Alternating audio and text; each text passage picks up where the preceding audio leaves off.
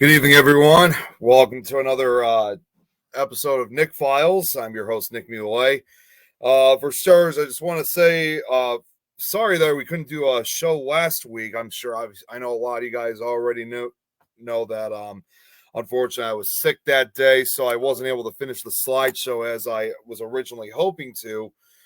So I had to wait a week or so before I can ever get back to doing any shows. So I will admit, it's definitely great to finally be back on the air, finally back to work. Before I get started with anything, I just want to give some shout outs. Hey, Nigel, good to see you. Thank you very much. I really appreciate it. Chantel, good to see you. I'm glad you're watching. I know it's late out in South Africa, but as always, I always appreciate you tuning in. Seriously, thank you. And yes, it's great to be back in business. Pickle Tom, Pickle Tom's all right now. You missed out on a good episode of Fear Fans last night. We were talking a little bit about Justin Roy, however the hell you say his last name. So you should have been there. Oh, wait a minute. Yes, Chantel, you're right. I forgot. You're in the UK right now. I'm sorry. You know how it is with me. I always lose track of a lot of schedules, where people are. Hey, what's going on, Joanne? Good to see you. Thanks for tuning in. Okay, so for tonight's episode, we're going to continue on with what we were talking about 2 weeks ago, which we're going to continue onwards with the Harrisville haunting, aka the Conjuring haunting. Give me 1 second here, because unfortunately, okay, here we go. Because literally, I actually had to. I thought I had enough time, but I actually had little time than I originally predicted to get the slideshow done. So I was able to finish it just in time. That's actually among one of the reasons why it took about 10 minutes overtime to actually get online. So let's see what we got here. Oh, okay. All right then, Tom. Good evening, Annette. Good to see you. Oh, and also too, for those that aren't familiar, I'm now officially broadcasting. Well, I was hoping I'd be broadcasting on one of the newer networks, but I got to figure out how we're going to be able to get it broadcasted. The owner of that particular network hasn't gotten back to me yet, but I'm hopefully after this show and hopefully next week I'll be able to officially broadcast. But I'm also now officially broadcasting on one of the other additional networks, the Simply Spooky Network from the UK. I just want to say for all those who are part of the Simply Spooky Network, thank you guys so much for allowing me to bring my show onto the network. It's certainly a great pleasure. So I do apologize if this is a part, even though this is the first time broadcasting on that network. I do apologize if this is part two, but you could always just tune into some of the previous shows for you could tune into part one on one of the other networks I previously broadcasted on. What's going on, Jeremy? Good to see you. All right, now give me 1 second here. Yes, Vivian and Dan are among those. So thank you guys. Thank you guys so much for this opportunity. Okay, so give me 1 second here, because it's not only just what I was working on just before I went on live, but also see, the other thing was, because I have a newer laptop now, and I'm officially back in my office, one of my office desks, doing these shows. I also just recently got this all cleaned up, but I almost forgot. Even though this is a brand new laptop, I actually had to download one of the fonts that I use, because when I opened it up, it didn't have the right font, so I had to go back to font.com to look for it. I had to download it. So again, that's why I was 10 minutes overtime. So give me once. Let me see where we were at. Oh, you know where we were at? Okay, I remember exactly where we are now. We were last time we were focused. What we were focusing on was what the parent family was dealing with, and then right after that, that's when it caught the attentions of the Warrens. So just give me 1 second here. I'm going to use a better light than this, actually. I know it's still kind of getting myself ready. All right, here we go. Come on. Gotta love technology. All right, let's use this instead.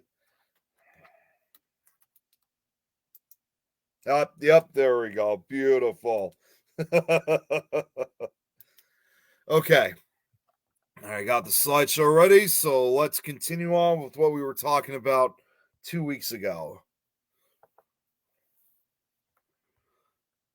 All right, come on, share.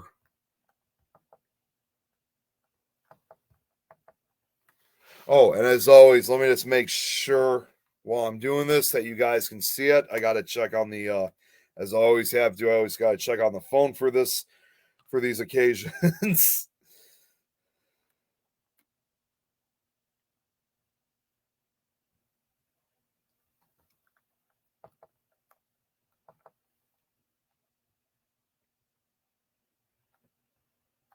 All right, now from this point on, as I always say at the beginning of every show, unfortunately, I will not be able to see everybody's comments. I'll try to respond to as many comments as I possibly can. Of course, obviously, I have to use my phone for that case. I do apologize if there are other comments that are coming from some of the other networks that I'm unable that are commenting on this. I'm sorry ahead of time if you guys can't see it, but I'll try to respond to as many as I can. Jill, good to see you just in time.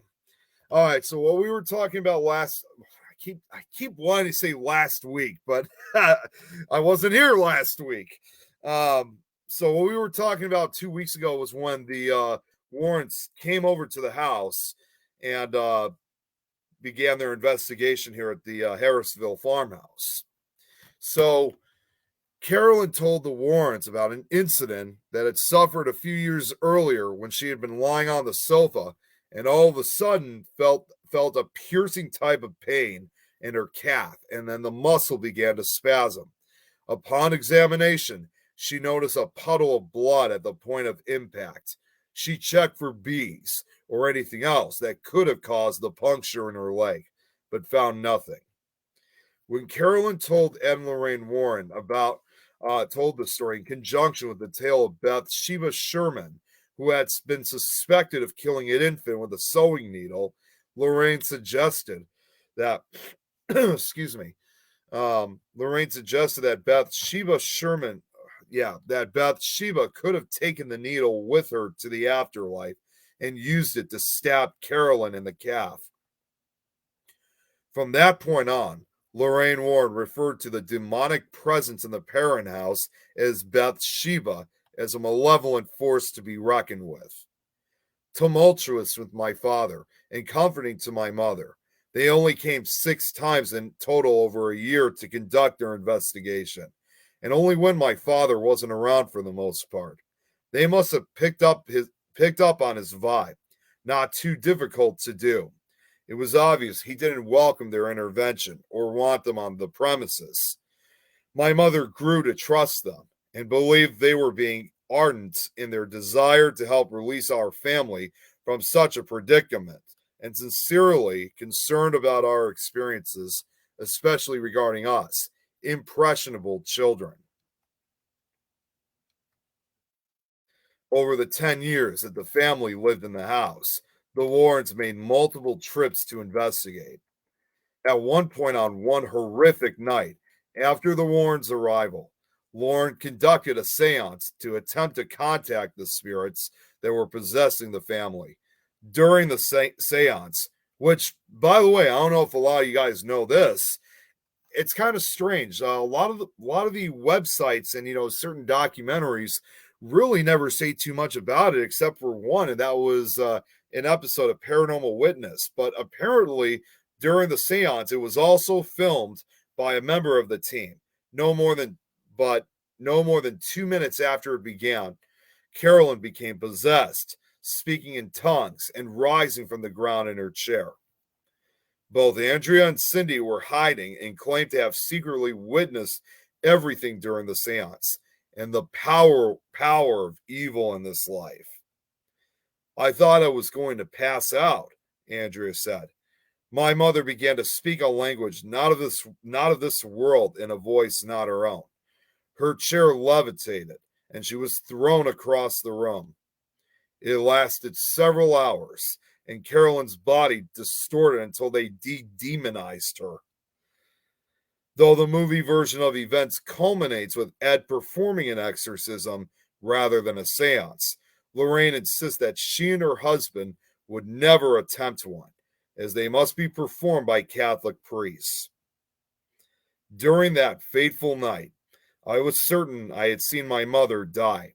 What everyone present in the house witnessed left a permanent impression. The night of the seance was a gruesome event, shocking and horrific, the definition of childhood trauma. My mother's body was rolled into a ball. It was absolutely heart-stopping hearing her scream, watching her writhing in pain. I thank God every day she has no memory of it, although she remembers everything else perfectly well. There was no blood and gore involved. Nothing like how the film portrayed this incident, but it was still haunting.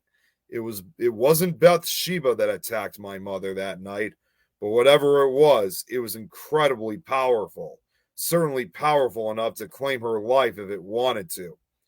My father thinks she was possessed for a few minutes because she spoke in a language that does not exist on this planet. The spirit that attacked her levitated the chair in which she sat and threw her from the middle of our dining room to the center of our parlor. Every single person in that house heard her head strike the floor. The medium collapsed on the table, unconscious. She was begging for disaster, and we got it. My mother was knocked unconscious. The priest was quivering in the corner of the room, white as a sheet. Everyone else who witnessed it, myself included, was dumbstruck by a horror show, stunned into silence. We'll never forget it. Those who observed it were scared to death and scarred for life. The film portrayed a Hollywood scene of Ed and Lorraine casting out a so-called demon that possessed my mother, and everybody lived happily ever after. That's not what happened. Not at all. Sometimes there is no happy ending. Sometimes survival is a success story all its own. After the seance, Roger kicked the Warrens out, worried about his wife's mental stability. Now, I'm sure you guys are wondering, because I mentioned how this seance was filmed. I'm sure, like anything, you guys probably are hoping if there's some way you guys can see this footage. Unfortunately, as far as me or anyone else knows, no copy. I mean, no footage or even images. In fact, no copy of the footage is known to exist because apparently. Wait, hang on. I'm sorry. There was one. Oh, I got a little bit ahead of my. Hold that thought for a second. My father threw the Warrens out of the house after the seance. They only came back one more time to make sure my mother had survived the aftermath of the incident. When they returned to check and see if my mother survived, she refused them entry into the farmhouse. That was how our relationship ended at the time. And that was in 1974. We lived there for 6 more years. Numerous events happened in the house over time. Incidents they knew nothing about. Okay, so now what I was trying to say about this footage. Yeah, so unfortunately, no images or copies of the footage is known to exist because it turns out probably the only copy, if anything. The footage that the paranormal team recorded was mysteriously destroyed during the seance. And unfortunately, Carolyn's health had never fully recovered since leaving the house. According to Andrea, despite their unfortunate circumstances, financial constraints kept the parents rooted in place, and the family continued to live in the house for 10 long years. Unable to flee, they had to learn how to live with as many as 9 spirits. They endured the inconvenience of the friendly spirits and the torture the malevolent ghosts bestowed upon them. The happenings in the seemingly unextraordinary home would forever change the parents' lives. Over the next 9 years, the family learned there is no veil between the physical and supernatural world as doors slammed, beds shook, and apparitions wandered by. From time to time, they were even physically harmed by spirits who wanted to make themselves known. My mother told my father she would not survive another winter in the house, Andrea said. She had been under attack in that house for 10 years. Andrea said of the malevolent spirits the family said had beset them. But that was only part of the reason, according to Andrea. The house is brutally cold in the winter. Finally, in 1980, after a decade of horrors and at the insistence of Carolyn, the parents were financially able to vacate the home, at which point the spirits were silenced and the hauntings ceased. They moved to Georgia, bidding goodbye to Bathsheba and the other spirits, or so they thought. In Andrea's 3-volume history on her family's haunting, she reports a final twist. Many of the ghosts had grown attached to the family and came with them, haunting them for years to come. Having graduated from Burrillville High School in 1976, I left the home I loved, attending Chatham College in Pittsburgh, Pennsylvania. In 1980, my mother informed me that the sale of the farm was pending. I was heartbroken by the news. Despite the trials, it was home, and I loved it. Though we abandoned our place in the country, it never left us. Sorry, just checking up on if there are any new comments were showing up. Okay. According to Andrea, Norma Sutcliffe, who purchased the home in 1983, stated that she, her husband Gary, and various visitors to the home have had paranormal experiences, but have been far less intense in the farmhouse, including the door banging in the front hall, sounds of people talking in another room, the sounds of footsteps scurrying around the house, accompanied by a door opening in another room, and one odd instance when her husband's chair began vibrating in the study room. For some reason, I could not find any photographs of Norma or her husband. I guess they're among those folks that want to keep their faces hidden, I assume. But yeah, I could not find couldn't find any photos of them. Now, the only things that were ever visible, well, and the other thing too, I don't blame them. No photos. They don't want any photos of them online. The only things that were ever visible that they claimed to have also witnessed was a glowing blue light shoot across the bedroom, fog floating through the rooms of the home, and vibrations in the walls so intense they felt the house was going to come apart. Several visitors to their home have independently reported seeing an elderly woman, hair in a bun, moving silently throughout the house. Norma stressed that she always looks at things from a scientific standpoint and that she has never jumped to conclusions over any of these minor experiences. Experiences in the home. Corey and Jen Heinzen, if I'm saying that correctly, then purchased the property in 2019 from Norma Sutcliffe and launched the business to allow investigations and day tours. However, in May of 2022, Jacqueline Nunez, I don't know how you say her last name, purchased the property and is continuing and growing the business. The family was concerned skeptics would eat up their story, but Perrin has learned to tune out those who call the family liars. On the other hand, she is positively connected with many of her readers, who write letters revealing their personal experiences with the supernatural. It took 30 years for Perrin to sit down and share her family's story. The book writing process and movie release have been an emotional upheaval for her family, as they found it hard to relive each moment.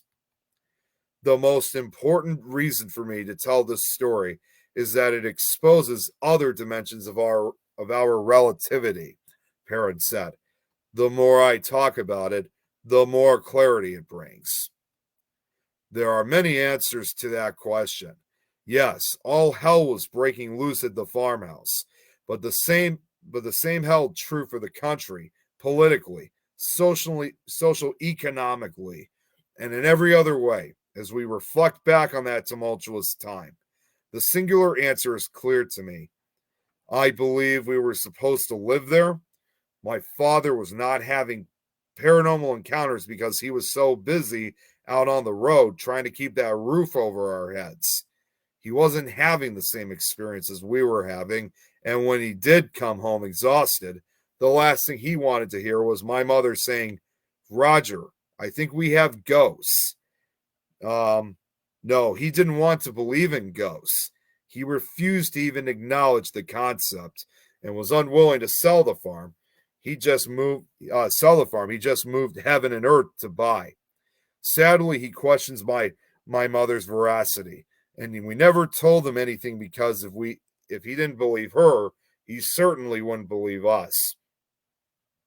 The truth of it took decades to emerge.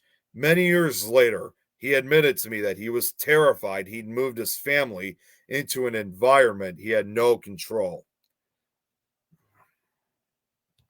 Sorry, I thought there was a mistype or something. Now, here's some apparently some truth about some of these entities that actually haunted this house, according to what Andrea had said. The entity haunting and taunting my mother had a broken neck and was likely Mrs. Arnold, found hanging in the barn in 1797 at the age of 93. Now, when you think about it, this happened back in 1797. Bathsheba wasn't even born until 1812 and died in 1885 from paralysis due to a stroke, which later turned out to actually be true. It's not so unlike what you hear in the film where supposedly she had tried to sacrifice her own baby in exchange for eternal youth, praising her love for Satan and then hanging herself at 3:15 in the morning from a nearby tree. That was not the case at all. I mean, it just became part of the story. As usual, I always like to tell how the story is told first and then eventually get to the real true stuff. So in this case with Bathsheba, she died in 1885 from paralysis due to a stroke. And I do agree with what Andrea says here too. Andrea believes that Bathsheba Sherman had been unfairly misrepresented, mischaracterized, and maligned. Maligned, or however the hell you say that word. There was only one real malignant spirit in the house who was so mean spirited toward my mother, but we do not believe it was Bathsheba. My mother feels exactly the same way about her as I do. She thinks Bathsheba got royally screwed in The Conjuring, given the role of the evil spirit by default. I'm Bathsheba's greatest defender, and though I can't absolve her of guilt, I can and do give her the full benefit of the doubt. In life, she'd been accused of practicing witchcraft, sacrificing an infant to Satan in exchange for eternal youth and beauty. There is absolutely no evidence to prove she did anything of the sort. Though it was all based on rumor and innuendo, the accusation stuck. She was involved in an inquest, but wasn't ever charged with the crime. In the court of public opinion, Bathsheba was tried and convicted, living a long and miserable life beneath a shroud of suspicion, buried along with her entire family in hollow ground in the village of Harrisville. She outlived only one of her 4 children. I feel nothing but sympathy for her, nothing but remorse for the life she lived and the accusation which has persisted after her death. Even though we don't have all the answers about her life and her behavior, I want people to give her the benefit of the doubt. I don't think she's a villain. I think she was a mortal soul who struggled just like everyone else did, and I think people should take a lesson from Bathsheba's life. A heinous accusation can linger in the ether forever, and that's precisely what happened to Bathsheba. Jamie Rubio writes about the real Bathsheba Sherman in a well-researched blog.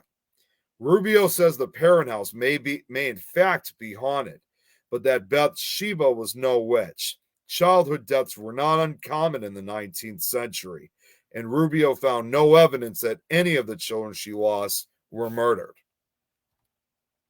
Only one of the spirits ever. Sorry, someone was. Oh, wait a minute. That was, I think that was Terry from Skeleton Key Network. I think she's sharing out the show. Let me just be. Okay. Sorry about that. Only one of the spirits ever self-identified, a little boy named Oliver Richardson, whom my sister April befriended. He told her that that was his name in life. When we moved out of the farmhouse, we wondered if the spirits would travel with us. My sister Cindy said, "No, they're trapped there. If they could have gone with us when we left, they would have, because they loved us." And the feeling was mutual for the most part. By the time we left the farm, it felt like we were leaving our extended family behind. For some of us, it was a relief. For others, a heartbreaking loss. In her book, Perrin writes about her mother researching the history of the Harrisville farmhouse. Perrin writes Prudence Arnold, so young, few details of her life left to punctuate that tragic passing. It was later discovered she had been raped and murdered by a local farmhand who then took his own life. This event is addressed later in the same volume. The fairest of them all, dear Prudence Arnold, was an innocent victim of evil. Her rape and murder, throat cut with a straight razor. This is both, and I have to agree with this, the most brutal event covered and the easiest for anyone to have researched. Prudence Arnold was the orphan child of Eber and Charlotte Arnold. Her father died when Prudence was a year old, and her mother died when she was 3.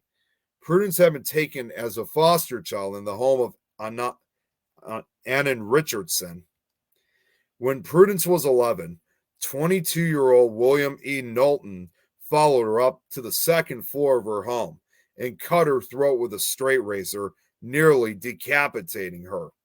A jury of inquest was held on January 31st, 1849, in which it was discovered that Knowlton killed her out of love and jealousy when she refused to marry him, as she had allegedly promised 4 months prior.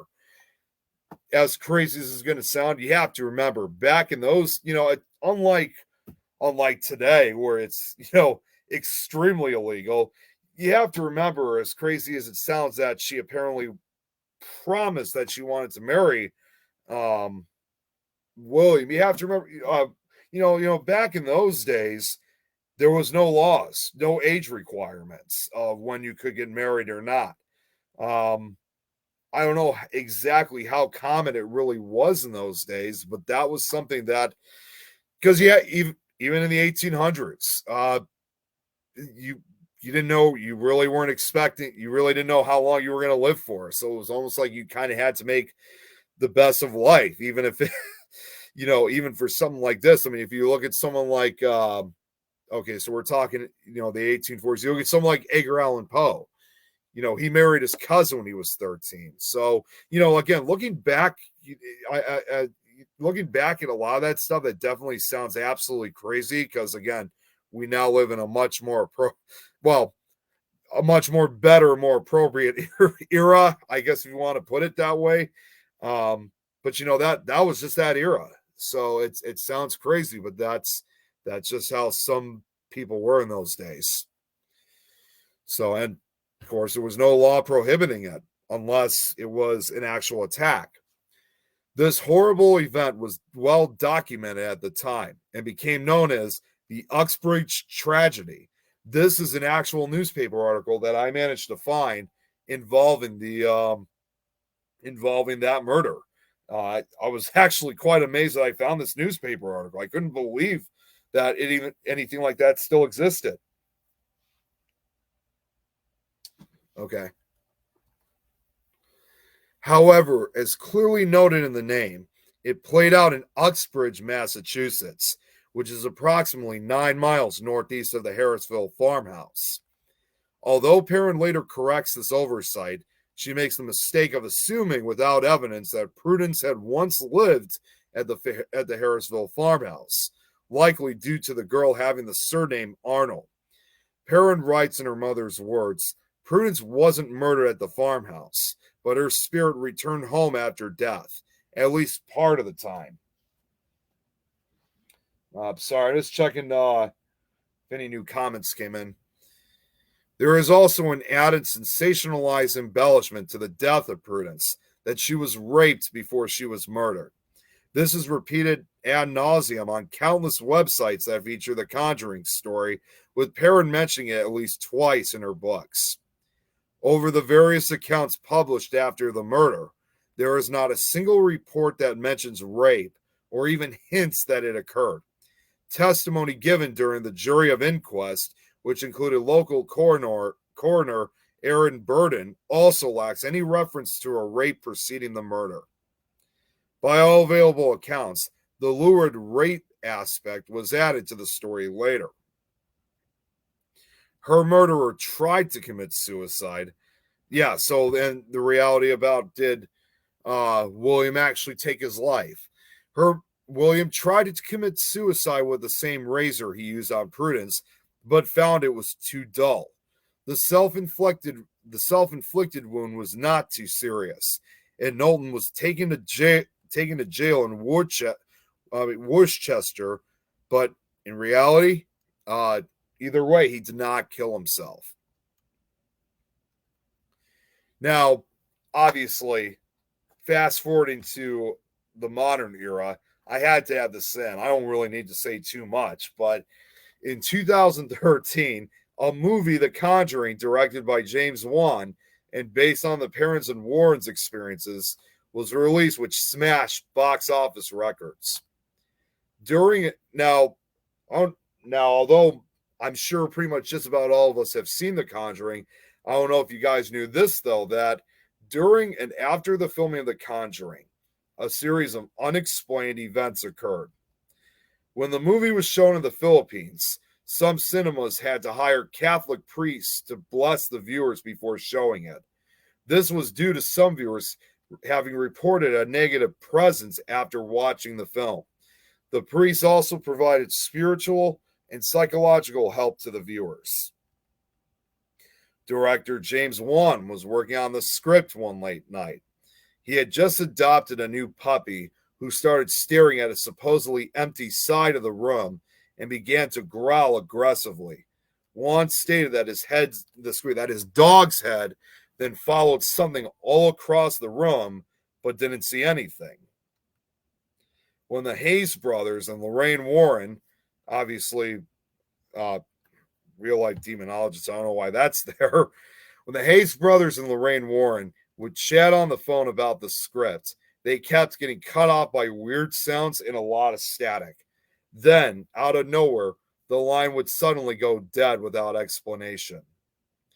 When the real-life Perrins visited the set location in North Carolina, they felt a cold wind whip throughout the set.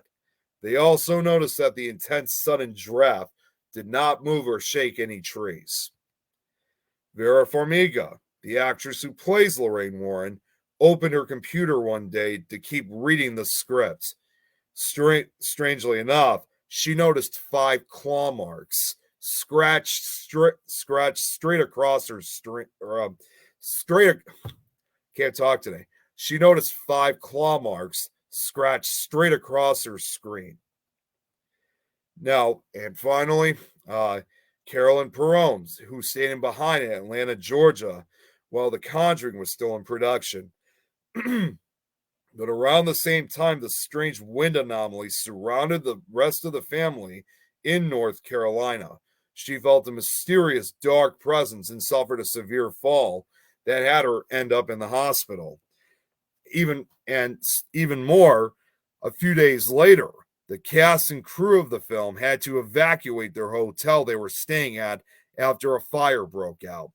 The cause of the fire was apparently due to burnt popcorn located on the 4th floor of the hotel. Let me just see. I just want to okay, I see some new comments just came in. What's up, Jamie? Good to see you. Yeah, the Conjuring series is great. I know the third one wasn't as good, but it's still a good series. This is also why I'm interested in upping my on demonology and angelology venture. Yeah, it's very interesting stuff, Jill. Definitely. All right, so before we continue on with the slideshow, I'm gonna start. It's been quite a long time since I've done this, but I actually do have. I think it's obviously worth showing as I've done with previous films. I'm going to show the actual trailer of The Conjuring. I know, again, we've all seen it, but like I always do with a lot of these movies, I think it's just always a good way of doing things. So give me 1 second here. Let me find it first. I forgot to get the link up right before it went on live. And while this is running, by the way, I gotta get some water. After talking this long, I need some water. Okay. We're already about 36 minutes in, so it should be enough. Thanks, Joe. I always appreciate it. Okay, so bear with me for a moment.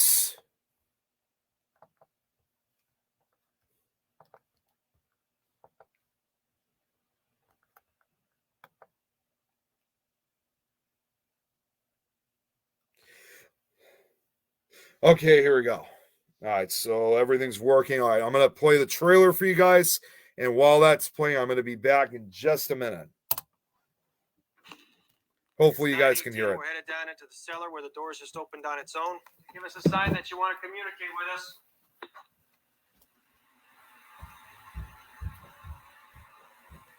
Nothing.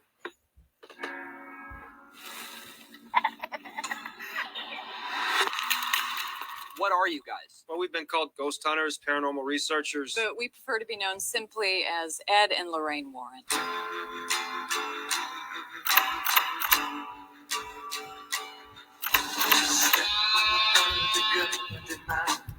There's someone here that would like to talk to you. There's something horrible happening in my house.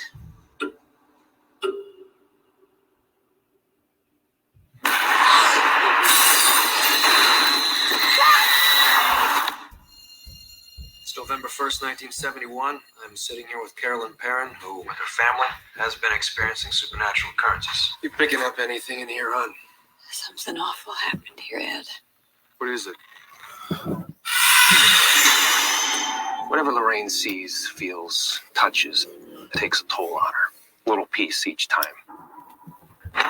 You have a lot of spirits in here, but there's one that I'm most worried about because it is so hateful. Look what she made me do.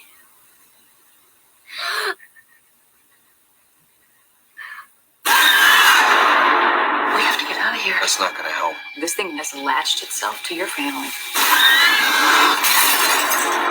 Probably never seen nothing like this. I'm coming with you. No way. I can't lose you. There's a lady in a dirty nightgown that I see in my dreams. She's standing in front of my mom's bed.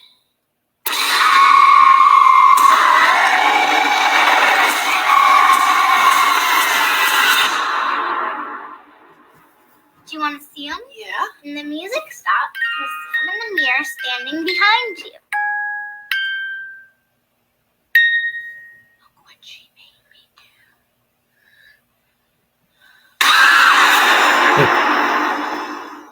do. Classic movie indeed. Absolutely. Okay, so give me 1 second here. Let me try to get this. See, I always have this issue all the time with StreamYard. Okay, let me see what Jill just said here. You usually say I resonate with the lovely lady Lorraine Warren. A lot of how she views things, and yeah, well, and Jill, I probably have said this before, but a I have actually met Lorraine Warren. I met her back in 2009. So it was surprisingly, we never did. Whoops, I don't know what the hell that was. Yeah, but surprisingly, we never did talk very much. Well, she never really spoke too much about that case. I don't know if I mean, obviously, she was here to talk about certain other things, but there was a few other. We only ever had her once to show up at the Chicago Ghost Con, but I have to admit though she was very sweet, great to chat with. If only iPhones were a lot more common back then, I would have obviously gotten a picture with her. But that was the first and only time I ever got to meet her. Yeah, it was very extraordinary. So that was awesome. It was sad though that this was about like 4 years after Ed passed away. And, as we all know, Lorraine passed away now almost 4 years ago. But either way, even just meeting her once, it was still fantastic. It was still an honor to meet her. And if that's not enough too, just recently, earlier this year, twice, I actually did get to meet. I got to see Andrea Perron at the Parasite. Well, the first time at the Parasite-Con in Mansfield, Ohio and then the second time she was with her along with Roger, my first time meeting her dad at the Michigan Paracon. Such an inspiration for me. They seem to me. Yep, they were. I mean, yes, there is controversy involving the Warrens, but they were an inspiration to me too. So it was. Everybody has different opinions, but I still admire the Warrens 100%. And of course, obviously their son-in-law Tony Spera has kind of taken over the throne, if you will, including their museum, and then their nephew John Zaffis, who, even though he doesn't really have any association with them anymore, for the longest time he was working with them. Okay, so give me 1 second here, because we are getting close to the end of the slideshow. So let me do this fun part again.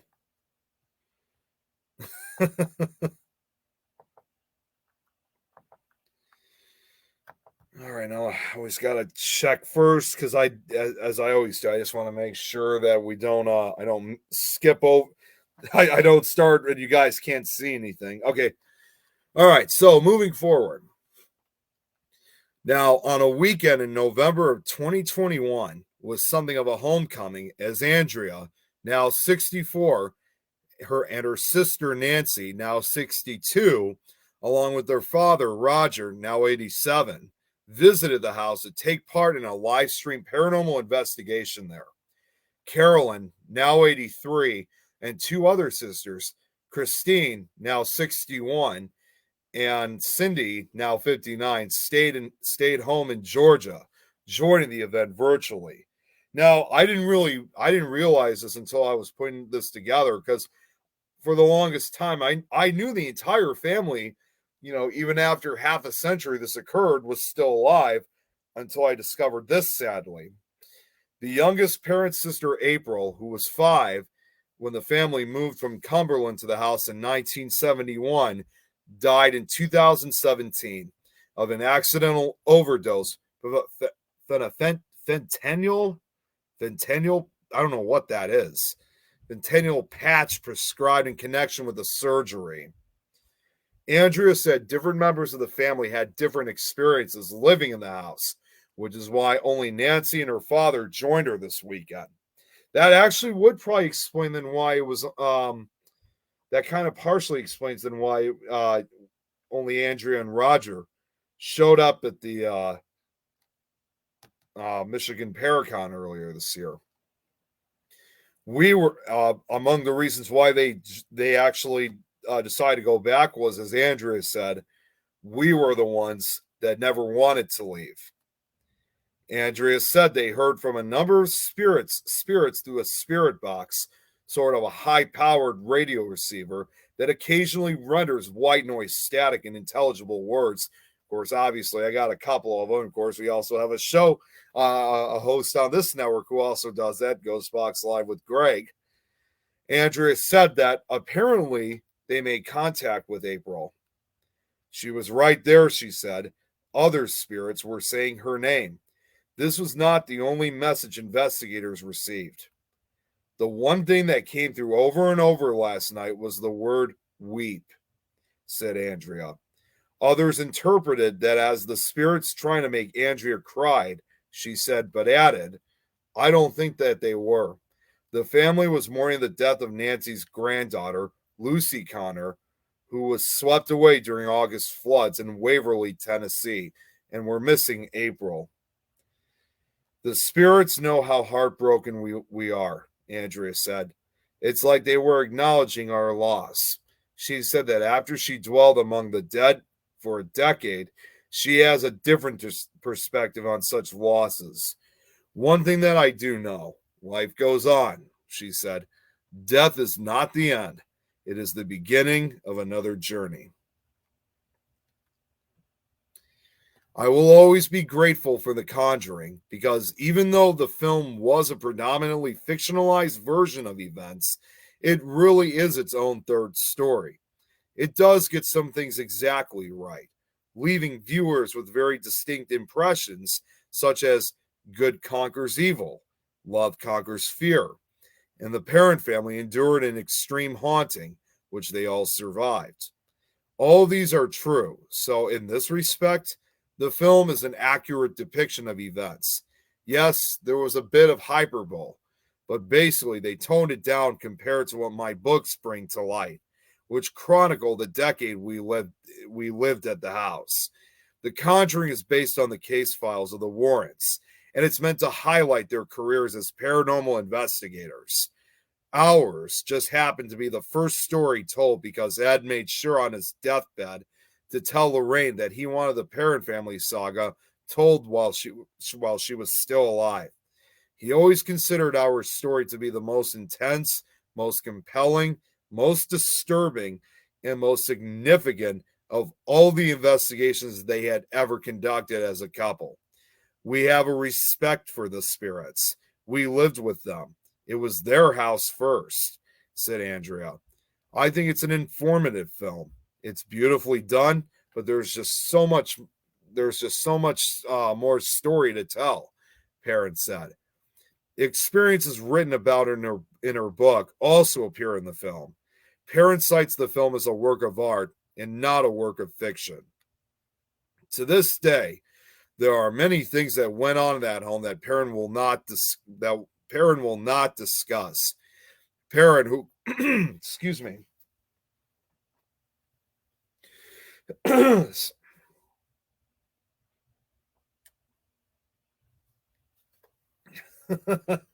I needed that. Perron, who currently lives in Georgia with her mother, Carolyn, is happy to return to the state where it all began. She referred to Rhode Island as the gem in the crown that we call the U.S. Andrea will discuss her experiences and her belief that the scientific and spiritual worlds have to merge in common purpose. There is a scientific explanation to what happened, she said. We simply haven't discovered it yet. The Conjuring is not based on Perron's two books, but rather from the stories both Andrea and Lorraine Warren shared with New Line Cinema. Her books, however, are full of chronicles of the events that occurred. Perron said the film doesn't use any singular scene that she revealed, but rather combines bits and pieces of information. Some aspects of the film, she said, were patently untrue. There was no exorcism, like in the film. It was a seance that went very wrong. What they portrayed in the film was not what happened, Perron said. The seance, was scarier. It was the most terrifying night of my life. The one thing that shocks most people, Andrea said, is the fact that most of the family would willingly move back into the house. The 5 daughters lived in the home during the formative years of their lives, she said. Perron left the home at age 21. Since 1980, Perron has visited the property on several occasions and always feels like I'm home when I'm there. It's just such a huge part of our lives and memories, Perrin said. My mother once said, we left the farm, but it will never leave us. Since she was a young girl, Perrin believed her family was meant to move into that house and that one day she would share their story and ordeal with the world. It's not really about whether or not they exist. It's how we perceive them, Perrin said of the spirits. The experience taught me about life, death, and the afterlife. And that's where the story pretty much ends.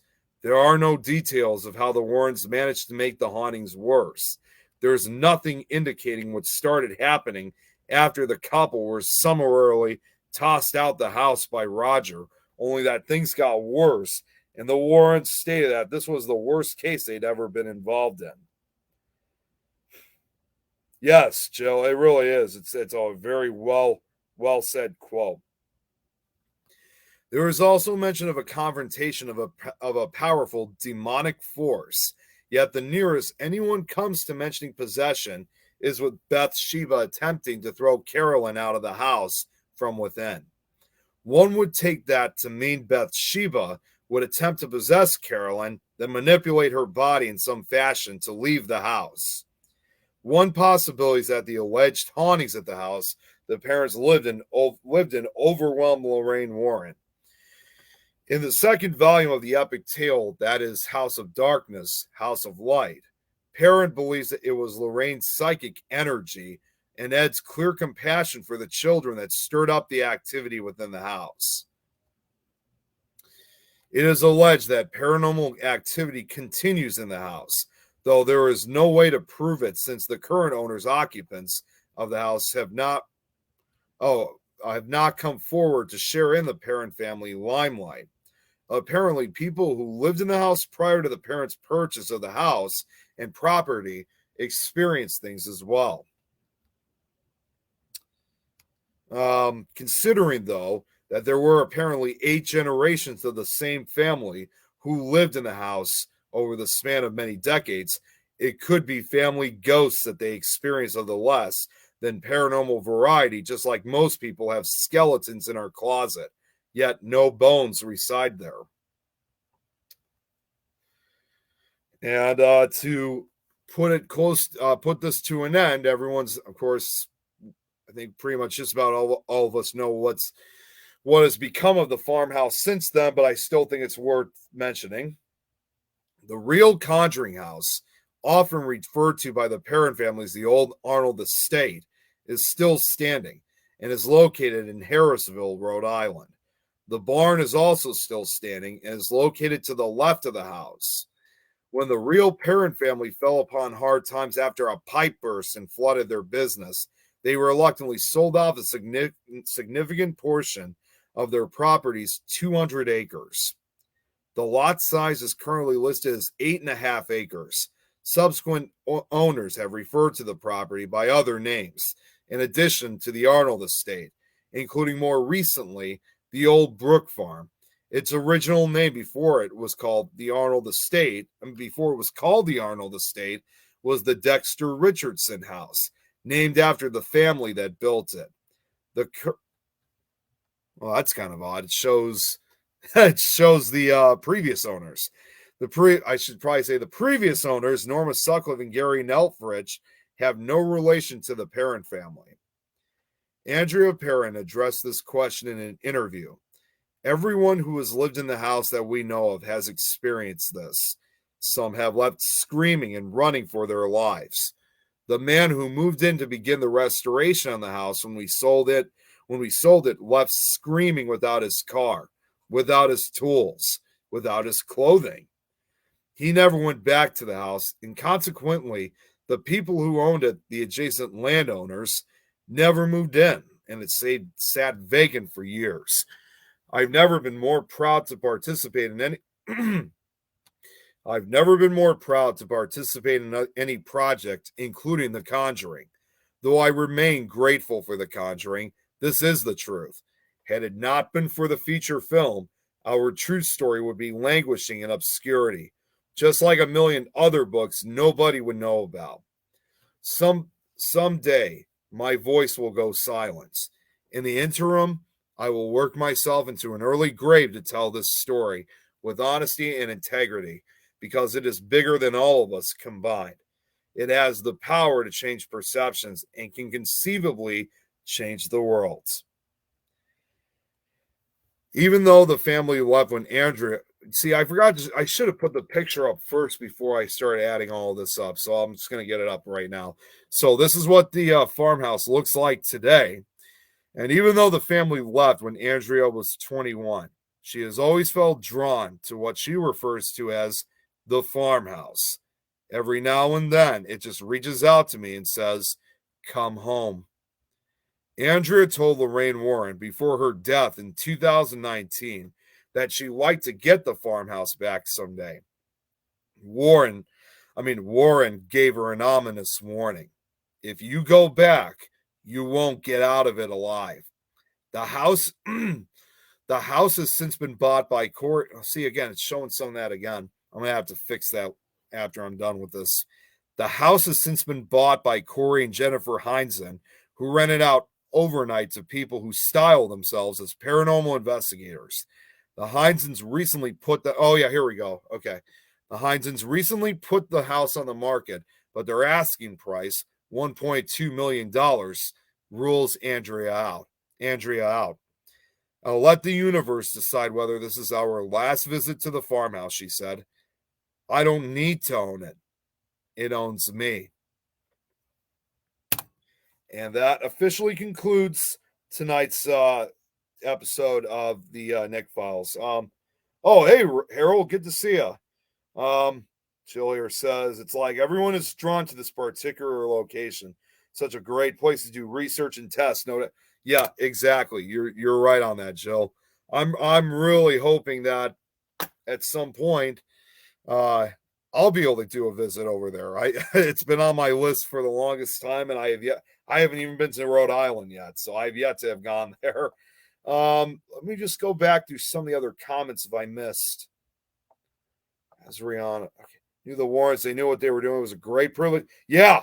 Like I was saying earlier, I had the opportunity of meeting Lorraine Warren over a decade ago. I was sad I wasn't able to meet Ed after he passed in 2006, but we had Lorraine for her first and only visit at the Chicago Ghost Con. So it was great talking with her. And so, but either way, I agree with what you're saying. What's up, Penny? Good to see you. Okay, let me just see. Who else do we have? Yeah, they did sell it. For some reason, some of my information that I was just presenting in previous slides was popping up again. So I actually do have it up to date, but they were showing it. So, and yes, that's what I've heard. They are still having problems. Yeah, it is a creepy quote. I don't need to own it. It owns me. Okay, what else we got here? Yes, bucket list location to investigate, but at least have the least of visit. Yeah. Because I do know, I mean, they do allow investigations there, but I heard the prices for them are expensive as hell. You have to go with a paranormal team in order to afford it. It's I've been told it's not cheap. It's not cheap. So well, that basically kind of ends it for tonight because I really don't have too much else to really present. Though before we get off, I do have actually one final trailer I'll show of The Conjuring before we get off. Let's see here, haunted places on it. There's always that belief that there's certain haunted locations that you're just forever drawn to, even if you didn't live in this place, or if this was a place that wasn't even meant to be a real good place, like really a location for people to actually live and sleep in. There's always those locations that call you a lot. I mean, one of those locations for me, obviously, is and undoubtedly is, as we've talked about several times, is Waverly Hills Sanatorium. I always try to avoid saying sanitarium. Waverly's one of them. I would say another would be Joliet Prison, which is just about an hour south from me. Let's see what we got here.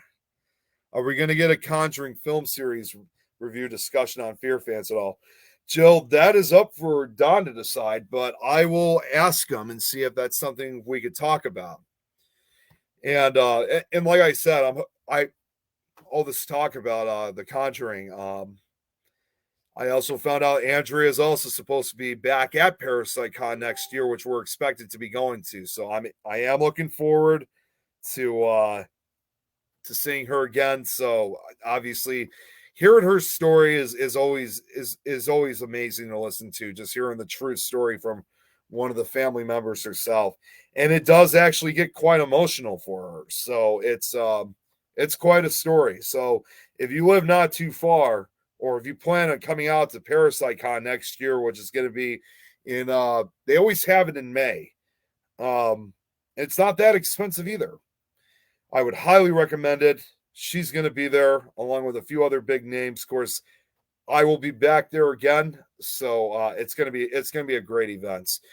But anyways, to kind of close things up. So for next week, I'm going to try to do at least one or two more shows right before Christmas arrives. It just because obviously the more we get further into December, the more busier I get, obviously, with, like everybody else. Christmas parties, events, all this other stuff. So I'm going to try to fit in. I should be back hopefully for next week. I think we're going to be I'm not trying to make it focus, like intentionally focus on just this series, but next week we'll be talking about, and this, I guess we got to say we're going to focus on the sequel, which will be we'll be focusing on the Enfield haunting that occurred in England also back in the 70s. So yes, I'm super busy this month. And Jill, yeah, she was at ParasiteCon earlier this year as well. She is like Lorraine before she passed, Andrea Ondali. She is literally one of the sweetest people you'd ever meet. Not just by what she tells you, of what really happened, but even when you're just chatting with her, she's amazing. Yeah. Even though it's not necessarily even though it is a sequel, even though it's not a sequel to what the real case is, I'm going to be focusing on that next. So, and then I already know, and of course, I know I already mentioned this on Fear Fans, but I'll say it again for two other things. I'll say this again for those that didn't tune into Fear Fans last night. So tomorrow I'll be back on Criminals and Villains with Lois, and I think Rosie's going to be joining us. I think she's now going to be an official co-host for the show. So I'll be co-hosting with her and Rosie. And we're supposed to be talking about, ironically enough, one of our local serial killers. Yeah, we're going to, or in my case, one of my local serial killers, if you want to put it. We'll be talking about John Wayne Gacy. So it should be considering the fact I live not too far from where his house used to stand, I know all too well about who he was. So we'll be talking about that tomorrow afternoon. And then Supernatural Talk, I don't think we have a guest on, but I think it's just going to be an open mic, and it will definitely be great to be back on, because last week it was only just Jeremy and Adrian. So Eileen was unavailable that night too. Of course, I was sick, so we weren't able to come all together tomorrow last week, but we will be tomorrow. And then Friday, it's still hard for me to believe this. I have to do not one, but 3 different shows on Friday. I think that's probably a huge record. That's got to be a record for me. At 2:00 Central Time, I got to do the Frighteners with Vivian, Dan, I think Jamie, Bry, and Ian. We got that. I don't know what we're talking about on the Frighteners. Then an hour after that, I'm going to be on Jenny's show, co-hosting with her, because we got a very special guest. I can't reveal who it is, but you're just going to have to wait till Friday. That's going to be at 3:00, I believe, Central Time. I got to check with Jenny just to be sure on that. So if you want to know who that guest is, you're going to have to tune in for that.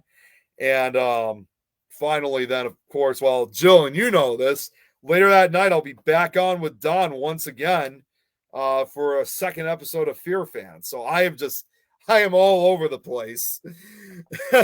What's going on, Carl? Good to see you. Thanks for tuning in, though. Unfortunately, I'm actually about to be ending this. I just want to go through the comments one last time because I know some new ones just came up. Criminals and Villains Pocket. Jill, Criminals and Villains now is now also on the Things Network. So it's not necessarily, if you want to put it, it's one of the few shows where not necessarily it's really a paranormal show, because again, we're mostly focusing on serial killers and unsolved murders and deaths. But Jeremy was nice enough to have us turn out the time that me and Lois were doing this show. That spot on the Things Network was open. So Jeremy was nice enough to allow this show onto the network. So yeah, you can just check it out on Things. Yeah, John Wayne Gacy was creepy. If you want to tune into it, tune in tomorrow. Yeah, it's a very busy schedule, but only temporary. Like, it is true. I basically do. How many shows do I do nowadays? Let me think here. 1, 2, 3, 4. Well, at least for the holiday season, I'll be doing 6 shows a week. So, but normally I'm only down. Normally my normal schedule, I usually do 5 of them, but this week I have to do 7 of them. And yes, I will be taking all my breaks in between. I'm going to have to try to even put some time in so I can make my next slideshow. Yeah. Jill, Don and I already made our decision. We're going to do it at 7:00 Central Time on Friday night, so you can tune in for that. Tom, good to see you. Good night. Even though I didn't see you earlier, I'll still say anyway. Thanks for tuning in, and good night. There's a lot of haunting.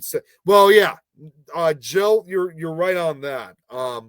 Yes, we're going to be focusing mainly on like the serial killer aspect, but I'm not saying that we're not going to talk about paranormal stuff at all. We're just going to kind of more focus on the actual murders, but we'll still be talking paranormal stuff one way or another. Like so many. Yes, I have so many of them. Oh, and also one final thing, just before I get off here, I've already talked to pretty much just about almost everybody here on these networks. I was actually I'm currently putting together a mini project, if you will. No, it's not, and just to be a little bit specific, no, it's not a video, it's not an audio series. It's not any of that, which, by the way, I'm still working on the audio series, the newest audio series. However, that may have to wait till January because, again, with the holidays coming up and knowing the fact that not too many people are really listening to scary stories, I have to push my project back to to January. Excuse me. But this current project that I'm working on, more than anything else, is actually going to be no, Joe, it's not filming. It's not a video or recording at all. It's a poster that I'm putting together that I asked all the networks that I'm a part of. And no, I'm not filming Jeremy's stories. It's something else. It's something quick, plain, and simple. It won't take that long at all. I actually got to reach out to one final network here that I've been broadcasting on just to get the approval before I make it. But I'd rather surprise you guys than tell you guys. So I think you guys will enjoy it. But anyways, I'm going to get off here. Like I said, next week we're going to focus on the Enfield haunting.